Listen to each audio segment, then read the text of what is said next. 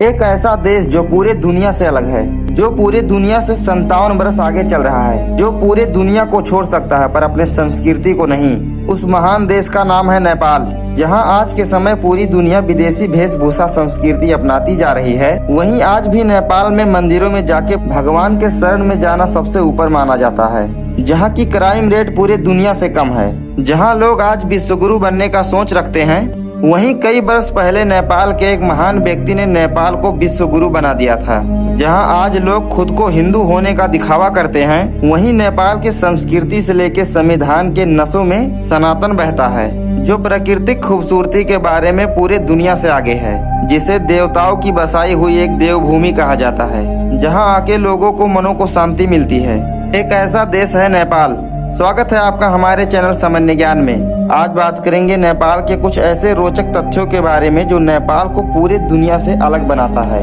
नेपाल दुनिया का एकमात्र हिंदू देश, जहां के कुल जनसंख्या में आज भी 81% हिंदू रहते हैं, जिनके लिए हिंदू संस्कृति, हिंदू मान्यता दुनिया में सबसे ऊपर है, जो पूरे दुनिया को छोड़ सकते हैं पर अपनी परंपराओं को नहीं छोड़ सकते हैं। जहां आज लोग 2024 में जी रहे हैं, वहीं नेपाल आज 2081 में चल रहा है, क्योंकि नेपाल हिंदू कैलेंडर विक्रम संवत को फॉलो करता है। इससे पता चलता है कि यहाँ के लोगों में ही नहीं, यहाँ के संविधान में भी हिंदुत्व झलकता है, जो नेपाल को पूरे दुनिया से अलग बनाता है। नेपाल में कभी भी स्वतंत्र दिवस नहीं मनाया जाता है, क्योंकि नेपाल आज तक कभी भी किसी विदेशी शासक का गुलाम नहीं हुआ है। विदेशियों ने कई बार नेपाल पर कब्जा करना चाहा, पर यहाँ के बहादुर गोरखालियों ने उन्हें मुंह के बल गिराया। आज के समय में शायद पूरे दुनिया का झंडा आयताकार है, वहीं पूरे दुनिया में नेपाल एक ऐसा देश है जिसका झंडा 2 त्रिभुजों से मिलकर बना हुआ है, जो नेपाल के सबसे ऊंचे ऊंचे पहाड़ों को दर्शाता है। नेपाल के झंडे में ऊपर चंद्रमा और नीचे सूर्य है, जो ये दर्शाता है कि नेपाल जितना शांत प्रिय देश है, अगर उनको छेड़ोगे तो वो सूर्य जैसे उग्र होकर अपने दुश्मनों को जला के राख कर देंगे। और माना जाता है कि ये चंद्रमा और सूर्य इस बात को भी दर्शाते हैं कि जब तक आसमान में चंद्र और सूर्य मौजूद है, तब तक हमारा देश नेपाल अमर रहेगा। विश्व में शांति फैलाने वाले भगवान गौतम बुद्ध का जन्म भी यहीं नेपाल के लुम्बिनी में हुआ था, जिन्हें दुनिया का सबसे बड़ा गुरु माना जाता है, जिन्होंने नेपाल को विश्व गुरु होने का गौरव प्रदान किया था। लुम्बिनी को पूरे दुनिया में आज भी बौद्ध धर्म का केंद्र माना जाता है। देवी लक्ष्मी की अवतार माता सीता का जन्म भी यहीं हुआ था, जनकपुर में, जिसे देखने के लिए आज लाखों लोग आते हैं, जहां माता सीता का दरबार भी बना हुआ है। पूरे दुनिया में मौजूद 10 सबसे ऊंचे ऊंचे पर्वतों में से 8 पर्वत नेपाल में ही मौजूद है, जिसमें पूरे दुनिया का सबसे ऊंचा पर्वत माउंट एवरेस्ट भी शामिल है। माउंट एवरेस्ट को नेपाल के लोग माउंट एवरेस्ट के नाम से नहीं जानते हैं, माउंट एवरेस्ट का एक दूसरा नाम भी है। नेपाल के लोग माउंट एवरेस्ट को सागर माथा के नाम से जानते हैं। जहां पूरे दुनिया का समय जोन के हिसाब से चलता है, वहीं नेपाल का समय माउंट एवरेस्ट के हिसाब से चलता है। नेपाल में गाय को माता का दर्जा दिया जाता है और उनकी पूजा किया जाता है, जिनके लिए सिर्फ लोगों के दिलों में ही नहीं बल्कि नेपाल के संविधान में भी एक अलग से जगह बनाया गया है। जी हाँ, गाय को नेपाल का नेशनल जानवर की उपाधि दिया गया है। जहां पूरे दुनिया में आज के समय पीने लायक पानी की कमी होती जा रही है, वहीं नेपाल ब्राजील के बाद पूरे दुनिया में पानी का सबसे धनी देश है। नेपाल को 3 भागों में बांटा गया है: हिमाल, पहाड़, तराई।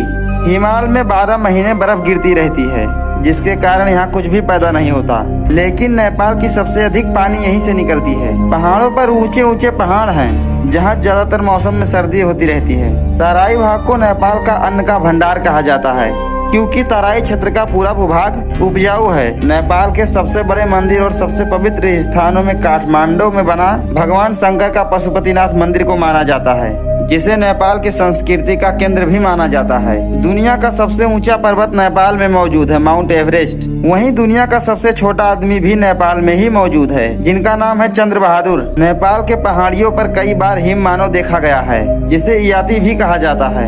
और दुनिया का सबसे खूबसूरत हिम तेनुआ भी नेपाल में ही मौजूद है। दुनिया की सबसे ऊंची झील भी नेपाल में है और यहाँ लगभग 6000 फूलों की प्रजातियां पाई जाती है। नेपाल के पहाड़ियों को जड़ी बूटियों का घर कहा जाता है, जहाँ आज के समय लोग कुत्तों को अपने घरों में पालते हैं और खुद को एनिमल लवर कहते हैं। वहीं नेपाल के संस्कृति में हजारों सालों से कुकुर पूजा किया जाता है और नेपाल में कुंवारी लड़कियों को देवी स्वरूप मान के उनकी पूजा किया जाता है, जिन्हें कुमारी प्रथा भी कहा जाता है।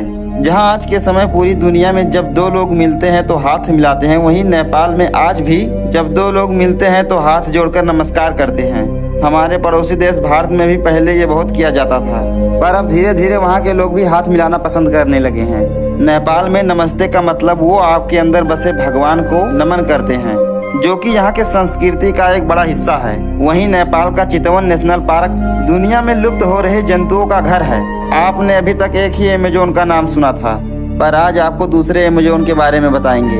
नेपाल को एशिया का अमेजोन कहा जाता है। यहाँ 900 से अधिक पंछियों की प्रजातियां पाई जाती है, जो कि दुनिया में मौजूद पंछियों की जनसंख्या का 8% है। नेपाल की राजधानी काठमांडू है और इसका भी एक अपनी ही कहानी है। काठमांडू बहुत सालों पहले एक झील हुआ करता था। जी हाँ, एक झील हुआ करता था, जो आज नेपाल का सबसे विकसित शहर है। नेपाल में कुल 123 भाषाएं बोली जाती हैं, जिनमें से नेपाली मुख्य रूप में बोली जाती है। नेपाल एक प्राकृतिक सुंदरता से भरपूर देश है। नेपाल में लगभग 6000 से अधिक नदियां मौजूद हैं, जिनमें से ज्यादातर नदियों की लंबाई 11 किलोमीटर से अधिक है। नेपाल साउथ एशिया का सबसे पुराना देश है और यहाँ की संस्कृति भी सबसे पुरानी है।